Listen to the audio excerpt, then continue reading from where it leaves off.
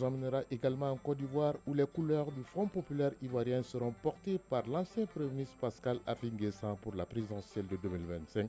Et puis, le Qatar se retire de la médiation entre Israël et le Hamas. Le dossier de ce trésor est consacré aux légitimités traditionnelles à l'occasion de la journée du 11 novembre qui est dédiée aux légitimités traditionnelles qui est célébrée demain dans notre pays. À Tombouctou, Najim Baba Sissé nous dira le rôle et la place des légitimités traditionnelles dans la société. En sport, Famourou Djourté nous parlera de la Basket African League avec la qualification du Stade Mélène Bamako en finale de la compétition.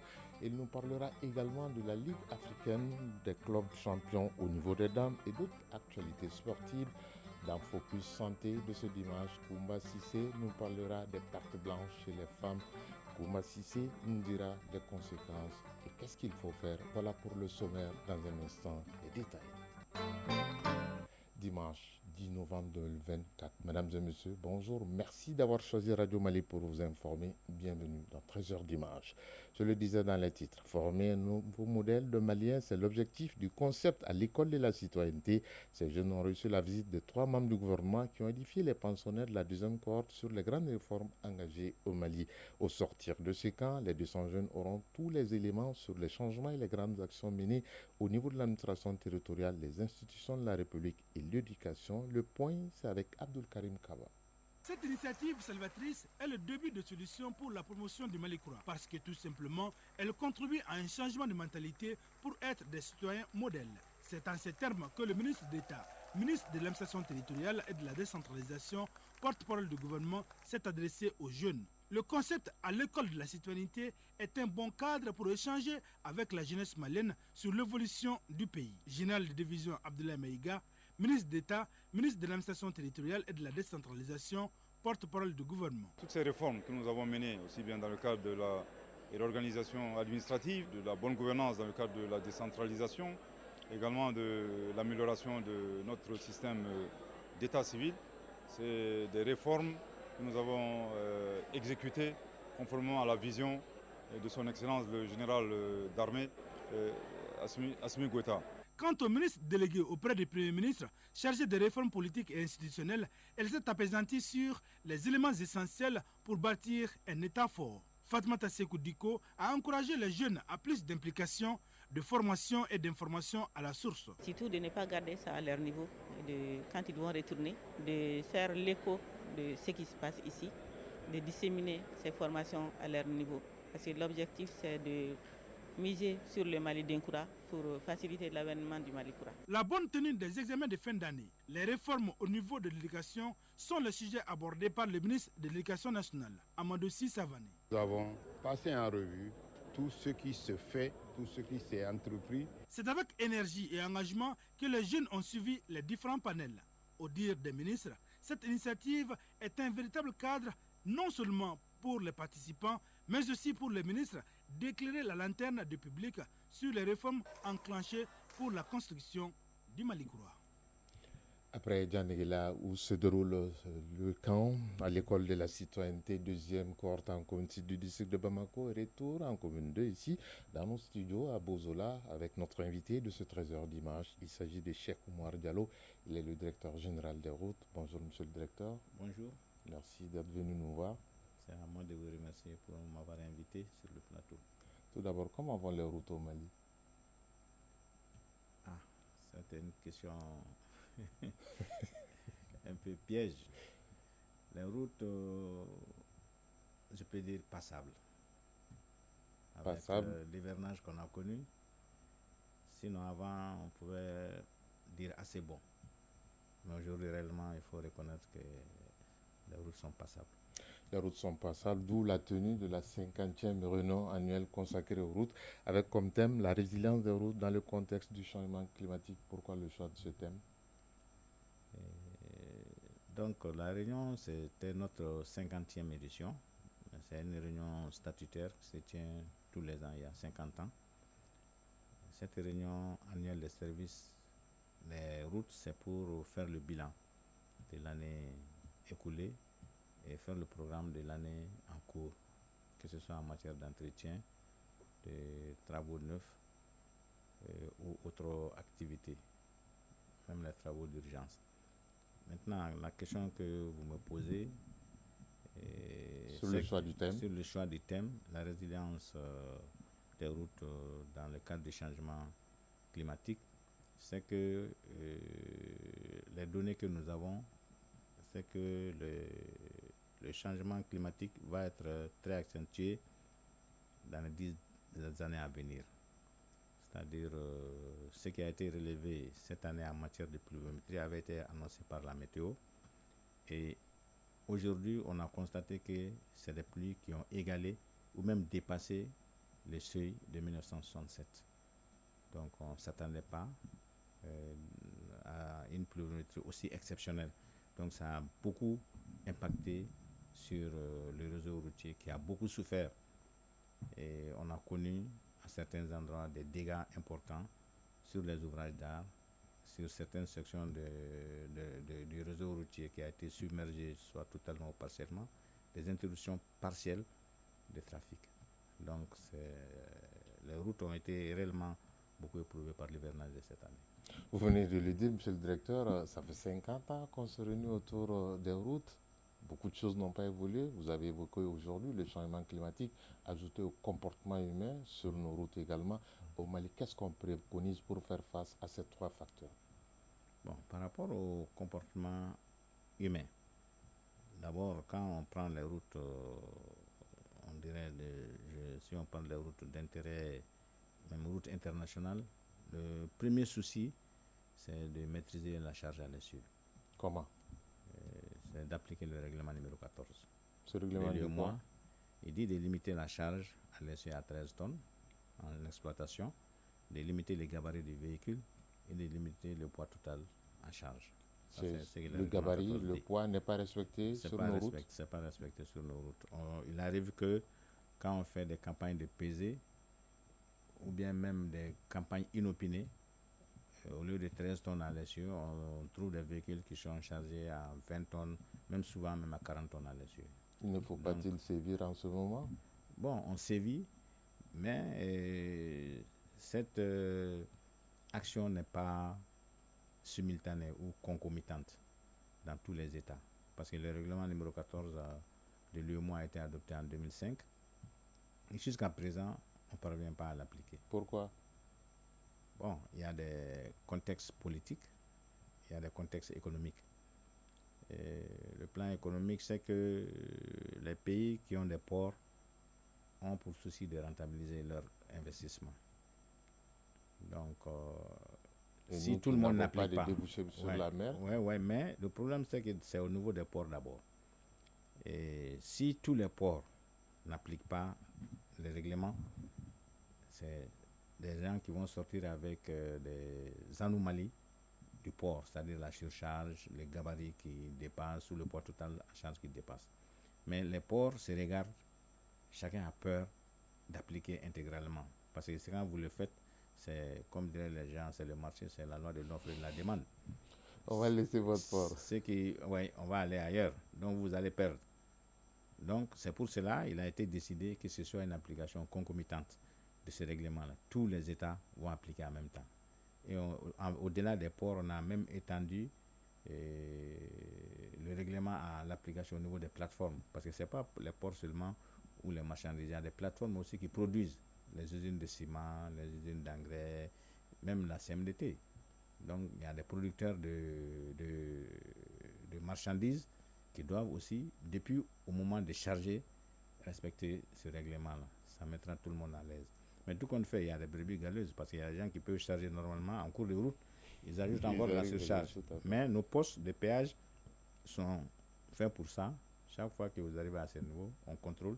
Si la surcharge est là, on applique les pénalités. C'est vrai, il y a les pénalités, mais nous, en tant que routiers, ce n'est pas les pénalités qui nous intéressent. Nous, on veut que les règlements soient appliqués pour que les routes ont une longue durée de vie. Justement, par rapport à la durée de nos routes, monsieur le directeur, on constate à travers les travaux de réaménagement que vous faites, c'est comme si les routes, elles sont faites que pour 2 voire 3 ans. Qu'est-ce qu'il faut faire pour la durabilité de nos routes? Non, les routes ne sont pas faites que pour 2 ou 3 ans, je vais vous le dire. Les routes sont conçues en moyenne pour une durée de 15 ans, pour ce qui concerne les routes bitumées. et ça dépend de la structure de la route. Une route en bicouche, sa durée de vie est de 15 ans, mais il y a des techniques qui ne sont pas respectées pour des raisons économiques. Normalement, au bout de 7 ans, on devait faire un entretien périodique, un resurfaçage, pour amener une nouvelle couche et récalibrer les ouvrages, et ainsi de suite, pour que la route puisse atteindre les 15 ans. Mais cet entretien périodique-là, pour des raisons économiques, ne se fait presque jamais. Donc ça nous a incité à imaginer d'autres techniques pour un peu prolonger la durée de vie. C'est-à-dire on choisit des sections où c'est très dégradé, on fait des travaux améliorants, c'est-à-dire on fait souvent du renforcement, c'est-à-dire si la couche de roulement seulement est atteinte, on bouche les nids de poule, on amène une autre couche. Mais c'est comme si on faisait un entretien périodique partiel. On ne peut pas faire sur l'ensemble. Justement, cet entretien périodique, et on le voit beaucoup plus pendant la période de la saison des pluies. Alors vous-même, vous avez évoqué les inondations. Est-ce nécessaire de le faire pendant cette période? Non, on ne le fait pas pendant la saison des pluies. C'est-à-dire tout ce qui est travaux de bitumage ou même de terrassement avec une certaine pluviométrie, on est obligé d'arrêter.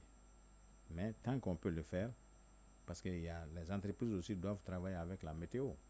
Si vous devez faire une tâche et que les prévisions météorologiques disent que dans 48 heures ou 72 heures, il n'y aura pas de pluie et que les conditions techniques le permettent, vous pouvez faire la tâche. Sinon, généralement en matière d'hivernage, les travaux sont arrêtés. C'est seulement les travaux d'ouvrage ou quelques travaux de maçonnerie qu'on réalise en période d'hivernage. Aujourd'hui, on a ouvert des grands chantiers routiers dans notre pays, notamment pour fluidifier davantage et la circulation à Bamako, mais également entre les capitales régionales. Est-ce qu'on a suffisamment d'argent pour faire face à ces grands travaux? Oui, on a suffisamment d'argent. Tout ce que nous entreprenons quand même, il y a l'argent. Mais les besoins sont énormes. C'est-à-dire qu'il y a beaucoup de choses qui ne sont pas entreprises parce qu'il n'y a pas d'argent. Sinon, on a commencé la route Bamako-Kouloukour, le tronçon urbain. Le financement est assuré par la BOAD et le budget national, donc il n'y a pas de problème de financement. Et vous avez vu qu'après l'hivernage, les travaux ont commencé à avoir un rythme soutenu. Tout à fait. Il y a en matière de travaux au niveau de la région, il y a Mopti, où on fait la réhabilitation de la digue Sévaré-Mopti, et on fait des voiries urbaines à Mopti et à Sévaré de 5 km chacun, soit 10 km au total. On va faire le contournement de l'aéroport. Et il y a la route Kaye-Sandari que nous avons commencé avec l'entreprise COVEC en préfinancement. C'était arrêté un peu pour raison d'hivernage. Les travaux ont repris aussi. Et il y a d'autres travaux qui vont démarrer, notamment la route Bamako-Koulouba, Kati, avec la bretelle qui va à l'hôpital de Pont-G, 7 km de voirie dans la ville de Kati, et le tronçon GMS Kati. Donc ça, c'est les travaux qui vont incessamment démarrer. Il y a Douala Masségué aussi qui va démarrer. Donc, et les routes qui ont été arrêtées peut-être à cause de l'insécurité, ça c'est Gomakroa, Nampala, Léré Sumpi. Et ceux aussi vont reprendre aussi incessamment. Monsieur le directeur, vous avez parlé de ces grands travaux, c'est pour le bien des populations, pour nous permettre de mieux faciliter, mais il y a aussi un autre goulot d'étranglement, c'est que ces zones sont occupées soit de façon illégale ou empiètent sur ces travaux. Comment vous allez faire? Bon, les occupations illicites, ça c'est surtout dans les centres urbains, Bamako, au niveau des capitales régionales, mais on remarque quelques cas dans l'interurbain. Quand vous commencez à sortir de Bamako, il y a des gens qui commencent à faire des aménagements qui rentrent dans les servitudes et les emprises de la route, notamment sur certains axes comme vers Kangaba, vers Kati. C'est des stations qu'ils aménagent et qui viennent jusqu'au bord de la route. Mais à Bamako, ce qu'on a constaté surtout, c'est que les gens occupent le dessus des caniveaux. Est-ce qu'ils seront déguerpis? On a commencé. Ils seront tous déguerpis. Tous ceux qui ne sont pas dans les normes, qui ne respectent pas la réglementation, seront évacués. Justement, M. le directeur, 50e réunion annuelle de route, quelles sont les grandes conclusions avant la 51e et comment mettre en œuvre ces conclusions? Bon, En matière de conclusion, il y a eu des recommandations, surtout très fortes en ce qui concerne la recherche de financement. Parce qu'aujourd'hui, L'argent est le nerf de la guerre. Si on a des problèmes, parce que le réseau étant vieillissant, chaque année, tant qu'on ne fait pas l'entretien conséquent, c'est comme si on remettait à plus tard. Et l'année qui va suivre, l'ampleur va augmenter. Je vais vous donner quelques chiffres. Allez-y, volontiers. Il y a 5 ans, le programme d'entretien routier tournait autour de 120-95 milliards par an. Et on n'a jamais eu la totalité de ces fonds-là, même pas la moitié. Aujourd'hui, avec l'hivernage et l'état de dégradation, de vieillissement du réseau, le programme, nos besoins en matière de financement de l'entretien courant seulement routier, on a 145 milliards. Ça, c'est sans compter avec les dégâts d'hivernage qu'on a évalués, qui sont à 25 milliards. Monsieur le directeur, ça fait des sommes qui donnent le tournis. Dernière question, nous l'avons évoqué tout à l'heure, c'est le comportement humain. Ouais. Quel est ce message à l'endroit de la population bamakoise et même du Mali tout entier pour préserver nos routes? Donc, nous, on a déjà commencé par la sensibilisation parce qu'il y a une loi et il y a le décret et il y a même un arrêté interministériel par rapport à l'occupation de ces emprises, de la chaussée et de ses dépendances. Donc, comme diraient les gens, nul n'est censé ignorer la loi. Chaque fois qu'on doit intervenir, on donne d'abord une convocation à ceux qui ne sont pas en règle avec des copies de la loi, du décret et de l'arrêté interministériel. Et maintenant, après, si la personne ne s'exécute pas, on démolit. Et la personne, ce qui est dit dans la loi, c'est que la personne doit réparer à ses frais et même payer les frais de démolition. Mais chaque fois qu'on intervient, la personne a la latitude de nous soumettre un plan d'aménagement qui est approuvé pour que son activité puisse continuer. Maintenant, je voulais rebondir par rapport au montant que j'ai communiqué et qui vous a un peu étonné. 190 milliards seulement pour l'aménagement. Mais il y a des possibilités qu'on peut envisager qui peuvent faire qu'on peut trouver ce financement-là. Et aujourd'hui, l'entretien courant, le fonds nous promet 15 milliards. Mais on a espoir que d'ici la fin de l'année, on puisse avoir des ressources supplémentaires. Mais il y a un règlement aussi de l'UEMOA qui dit que normalement, les pays membres doivent mettre 60 francs par litre de carburant pour entretenir les réseaux. Vous allez me dire que ce n'est pas appliqué au Mali? Le Mali n'a jamais dépassé les 35 francs. Et aujourd'hui, avec les événements de 2022 où il y a eu l'embargo, donc on avait dit que c'était une mesure temporaire. On a réduit de 35 francs à 17 francs 5 sur l'essence. Et aujourd'hui, on a 13 francs sur le gasoil. Et ces 13 francs, vous n'arrivez pas à les récupérer aussi. Donc, réellement, c'est un cri de cœur que je lance ici, au ministère de l'économie et des finances, à travers ce ministère-là, au service de la douane. Il faut qu'on atteigne au minimum, le minimum indiqué par l'UEMOA, c'est-à-dire les 60 francs par litre. Parce qu'aujourd'hui, si la douane se vante, qui font des recettes, même avant la date limite, c'est parce qu'il y a des routes. Pour le moment, même si elles ne sont pas toutes en bon état, parce qu'il y a des routes, les gens parviennent à venir. Mais le jour où les routes seront coupées, on ne va plus parler de recettes douanières. On ne va plus parler de centres de santé. On ne va plus parler d'école. On ne va plus parler d'agriculture. Parce que vous transportez l'engrais, les intrants et autres là, tout vient par la route. Le 80% des marchandises maliennes viennent par la route. C'est pour nous dire que les routes sont indispensables dans notre tissu économique, en tout cas, M. Cheikh Oumar Diallo. Donc, en matière de financement, nous, au cours de la réunion, nous avons eu aussi à explorer d'autres sources, ce qu'on appelait les financements innovants. Il y a la possibilité qu'on ait des financements, si possible, des banques. Il y a des possibilités qu'on puisse lever d'autres taxes sur certaines pièces dans le domaine des transports. Donc, les pourparlers sont en cours. Peut-être ça pourra aboutir. On espère que ça aboutira pour nous tous, puisque les routes sont devenues incontournables dans notre développement. Merci, M. Cheikh Oumar Diallo, de venir nous voir dans 13 heures d'image pour nous parler de l'état de nos routes, tout en vous souhaitant bonne continuation dans la recherche de fonds. Merci. Actualité hors du Mali au Burkina Faso, les forces de défense et de sécurité mettent hors d'état de nuire pour tentative de déstabilisation du pays un individu non identifié interpellé par les forces de défense et de sécurité. L'interpellation a eu lieu lors de la remise, tenez-vous bien, de 5 milliards de francs CFA à certains soldats burkinabés contactés pour déstabiliser le pays. L'affaire a commencé il y a quelques jours lorsqu'un individu a approché des soldats leur proposant un contrat pour des actions de déstabilisation. Conformément aux ordres de leurs supérieurs, les soldats ont fait d'accepter l'offre, mettant en place une stratégie pour piéger l'instigateur. L'enquête est en cours et l'argent récupéré a été mis à la disposition du Trésor public. En Côte d'Ivoire, le Front populaire ivoirien FPI a tenu hier son congrès ordinaire à Yamoussoukro et c'est Pascal Affi-N'Guessan qui a été reconduit à la tête du parti, mais aussi pour porter les couleurs du FPI à la présidentielle d'octobre 2025. Au Kenya, l'ancien Premier ministre Raila Odinga a lancé officiellement hier sa candidature électorale pour devenir président de la Commission de l'Union africaine.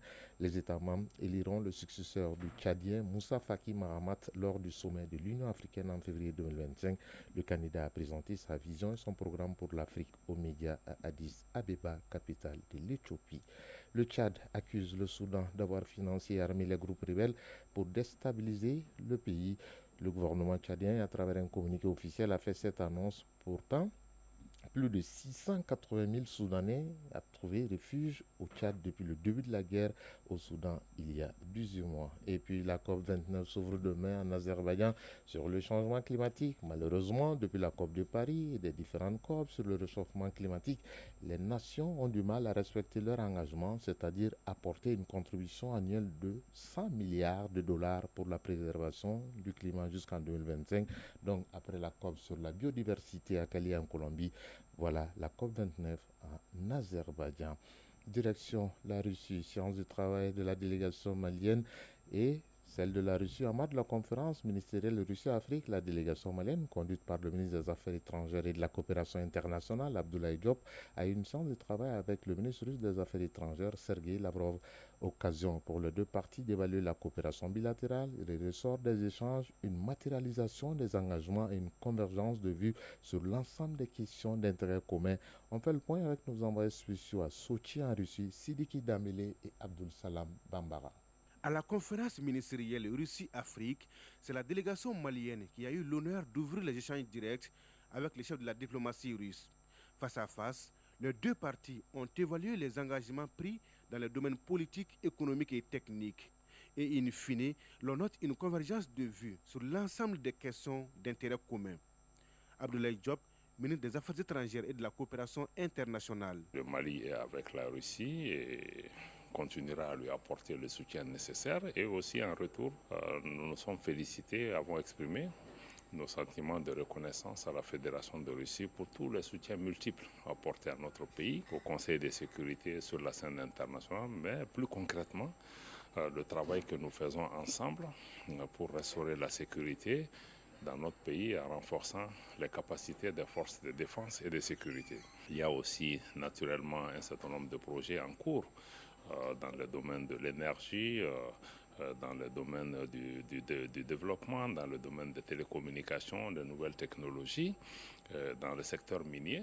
Et sur l'ensemble de ces questions, les entreprises russes sont en train de travailler avec l'État malien et avec des partenaires au niveau du Mali pour apporter des réponses aux préoccupations des Maliens.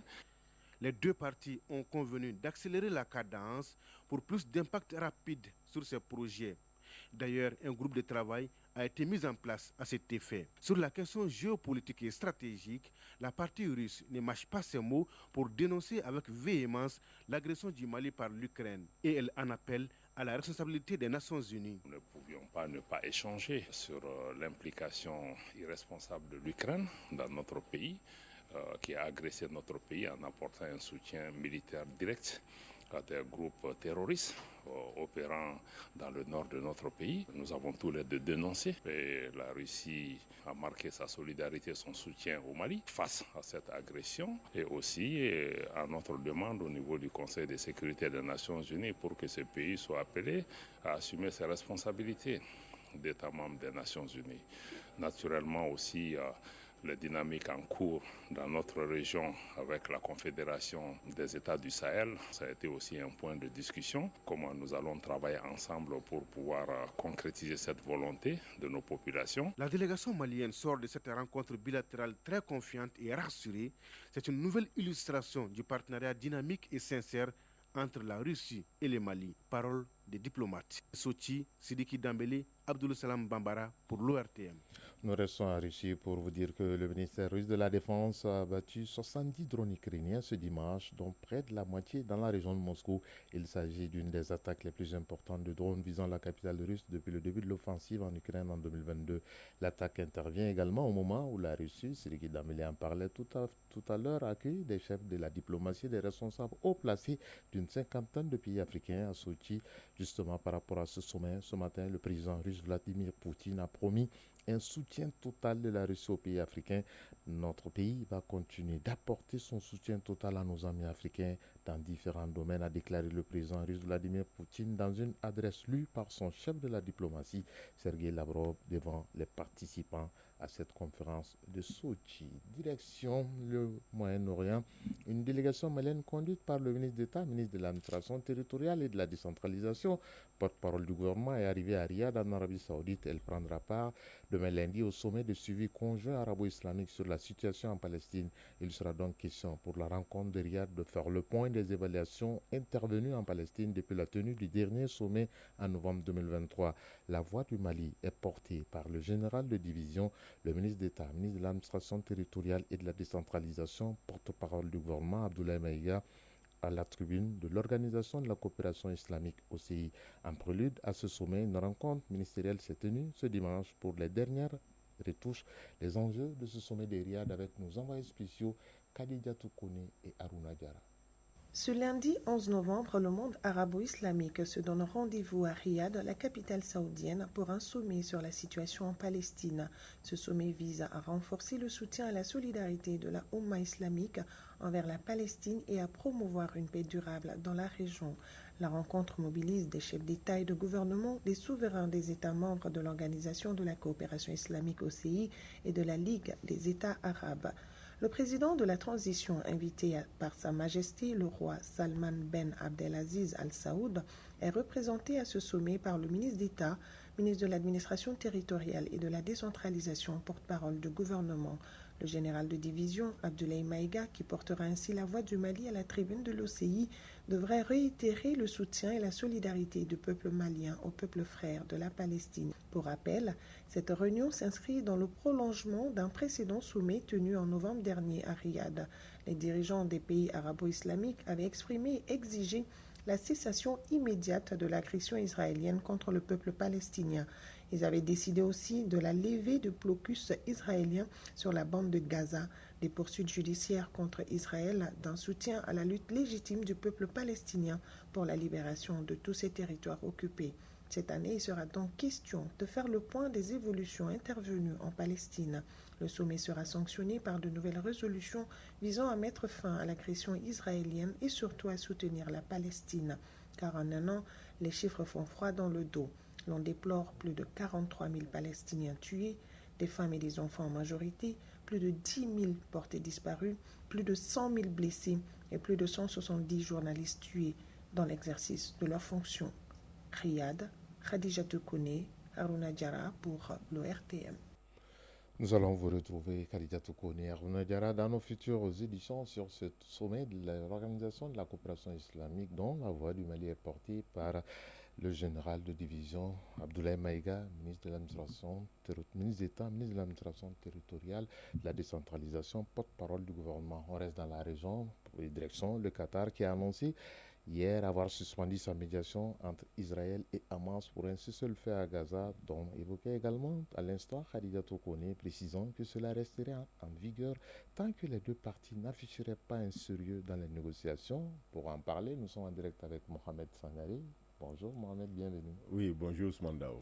Cette décision survient après des mois de tentatives de médiation en collaboration avec les États-Unis et l'Égypte sans un vrai résultat. Oui, tout à fait. Il faut d'abord retenir que la seule trêve observée depuis le début des hostilités déclenchées par une attaque du Hamas le 7 octobre 2023 a eu lieu fin novembre 2023. Cette trêve d'une semaine a permis la libération d'otages enlevés lors de l'attaque, échangés contre des prisonniers palestiniens détenus par Israël. Lors des dernières négociations, le Qatar avait signifié qu'il suspendrait ses efforts si aucun accord n'était trouvé. Le porte-parole des affaires étrangères du Qatar a également réagi à des rumeurs selon lesquelles le pays pourrait fermer le bureau du Hamas à Doha, affirmant que ce bureau avait joué un rôle de communication crucial pour obtenir des cessez-le-feu précédents. Il a précisé que le Qatar serait prêt à reprendre son rôle de médiateur lorsque les deux parties manifesteraient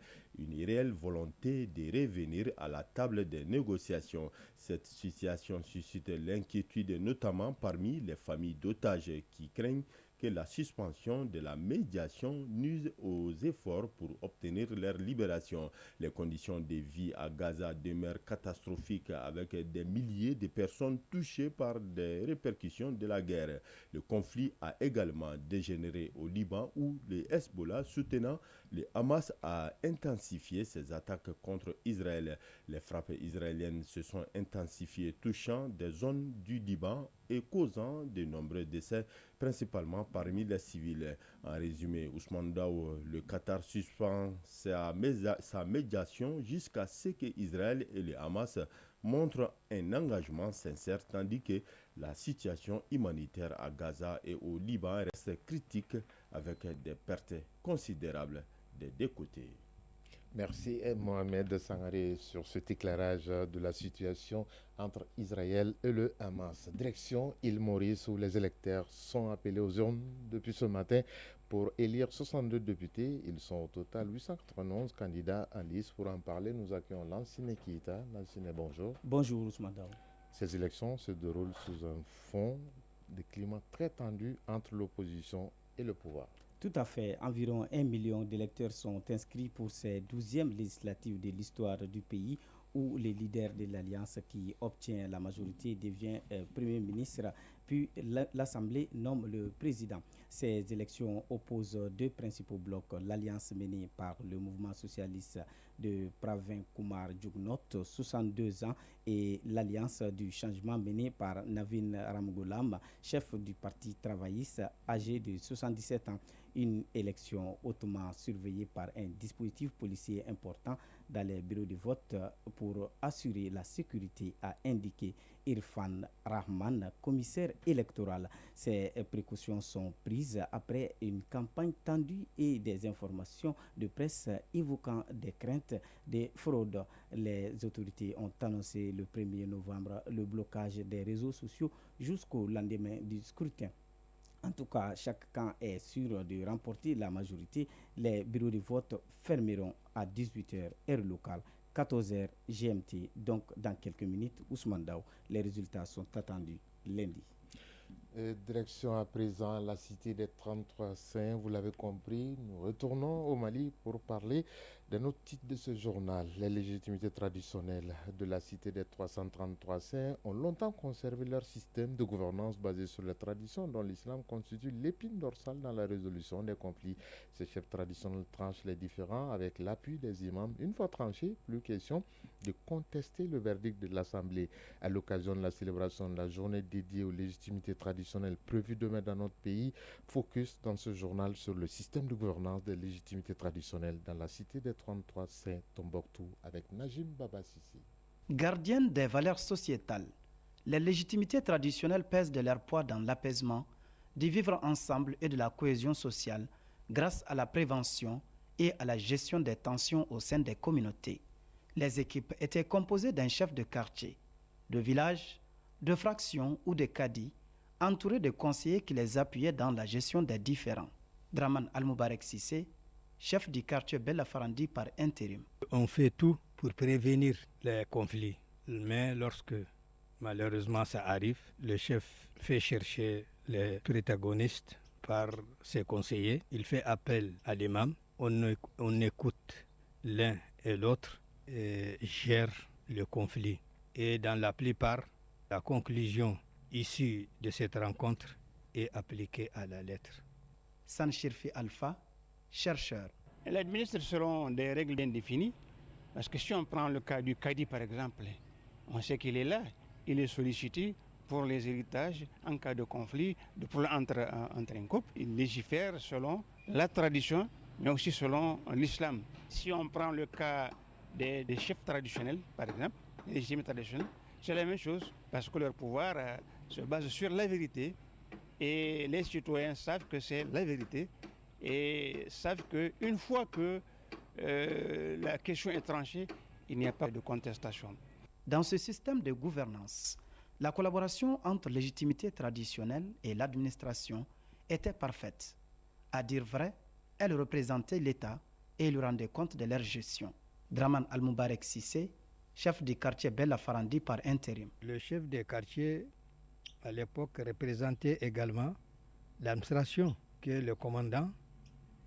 Mais à côté du commandant, entre le commandant et le chef de quartier, il y avait ce qu'on appelait le chef de canton. Le chef de canton, c'est une autre autorité qui est plus proche du commandant que le chef direct. Et il gère un certain rayon de villages, quartiers et fractions. Alors que le chef du village ou de fraction gère uniquement sa communauté. Après la réhabilitation par les autorités de la transition en 2022, leurs missions vont au-delà. D'ailleurs, une journée nationale leur a été dédiée le 11 novembre afin de les magnifier et reconnaître leurs efforts en faveur de la nation. Sanchirfi Alpha, chercheur. Cela pourrait impacter leur fonction à condition qu'elles-mêmes en prennent conscience.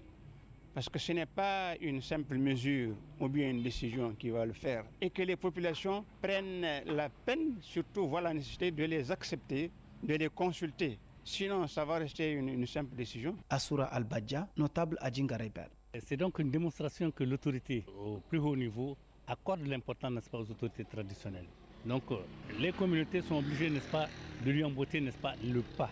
Moi je pense que ça permet également à l'autorité traditionnelle de saisir le taureau par les cornes et de faire vraiment son travail qui consiste à rassembler les gens. Moi je ne vois pas la nécessité qu'on aille, n'est-ce pas, à la justice ou ailleurs pour régler nos problèmes alors que la solution est à côté.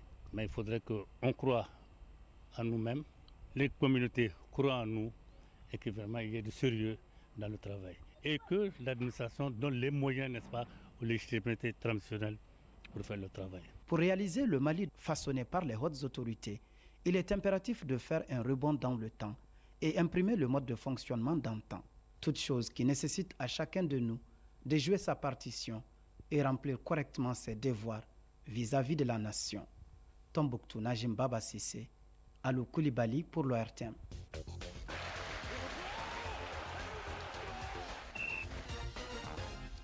C'est l'actualité sportive de ce journal. 2 semaines après la victoire de Rodrigo au Ballon d'Or France Football 2024, le détail des votes révèle un soutien massif du continent africain à l'endroit du Brésilien Vinicius Junior. Et puis la Ligue féminine des clubs champions de la CAF a démarré hier au Maroc.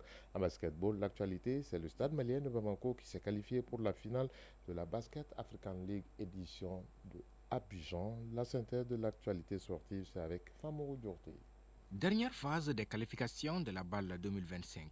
Après avoir fait le plein en phase de groupe avec 3 victoires en autant de rencontres, le champion du Mali, le Stade malien de Bamako, a réussi à se débarrasser du Kadi Sport Academy du Cameroun en demi-finale. C'était ce samedi au Palais des Sports de Trècheville en Côte d'Ivoire. Les Blancs de Bamako ont dominé la rencontre à la mi-temps 45-28. Au cours de la deuxième période, le Stade malien est revenu à ses habitudes avec une maîtrise remarquable qui lui a même permis de prendre le large sur son adversaire au troisième quart-temps 63-40. 43. Le club de Sotiba s'impose au finish avec 21 points d'écart, 80-59.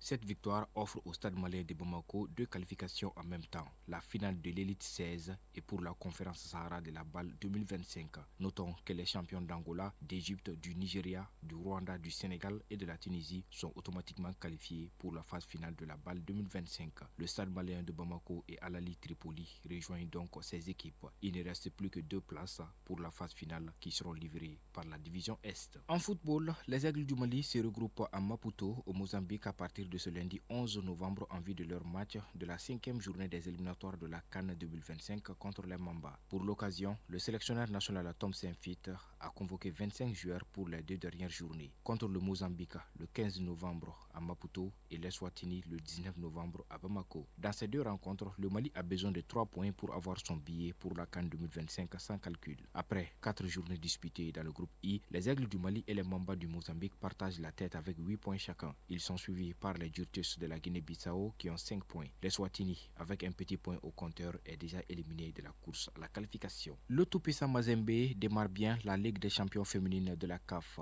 Le club congolais s'est imposé par 2-0 face aux Sud-Africaines de l'University of Western Cape. Malgré plusieurs attaques menaçantes et un but refusé pour hors-jeu, les Congolaises n'ont pas réussi à trouver la faille en première période, laissant les Sud-Africaines résister et rentrer au vestiaire sur un score nul et vierge. Au retour des vestiaires, les Congolaises ont intensifié la pression, poussant les Sud-Africaines à se défendre avec acharnement. Après plusieurs tentatives, Mazembe a finalement ouvert le score à la 61e minute. Quelques instants plus tard, le club de Lubumbashi consolide son avantage en inscrivant un deuxième but à la 77e minute. Dans l'autre rencontre du groupe A, l'AS FAR du Maroc a battu Aigle de la Médina du Sénégal par 3-0. Le groupe B entre en liste ce dimanche. Hors du continent, à présent, 2 semaines après la victoire de Rodri au Ballon d'Or France Football 2024, le détail des votes révèle un soutien massif de l'Afrique pour Vinicius Junior. Sur les 100 journalistes votants, les 22 représentants africains ont majoritairement plébiscité l'ailier brésilien du Real Madrid qui arrive en tête des préférences pour 12 d'entre eux, dont Souleymane Bobo Tunkara, journaliste au quotidien national L'Essor au Mali. Sur les 22 journalistes qui votent en Afrique, seulement 6 optent pour Rodri. Quant à Ademoula Lookman, le Nigérian de l'Atalanta Bergame, il reçoit le soutien de 13 des 22 pays africains. Si le journaliste nigérian le place premier par patriotisme, d'autres nations le classent en fait de top 10, lui assurant une place symbolique. Cependant, 9 pays, notamment l'Algérie et la République démocratique du Congo, ne le mentionnent pas du tout, créant le débat habituel sur la subjectivité et l'objectivité dans les votes africains pour le Ballon d'Or.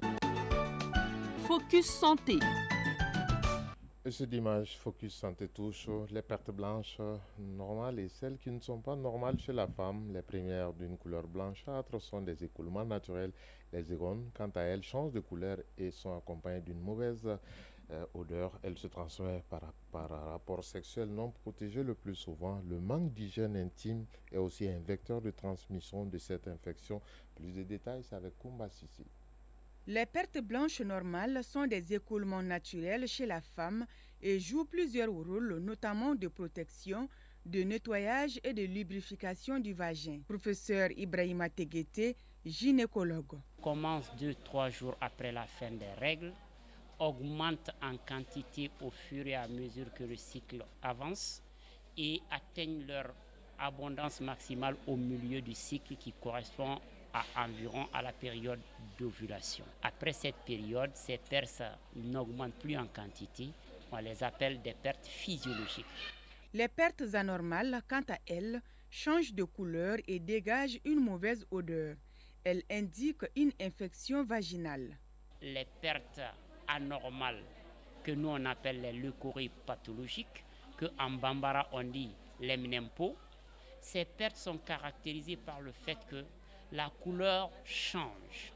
Il peut y avoir des brûlures au moment de la miction, ou bien la femme a envie de se gratter, les rapports sexuels peuvent devenir douloureux et il peut y avoir une mauvaise odeur. Les infections sexuellement transmissibles sont une cause grave de perte.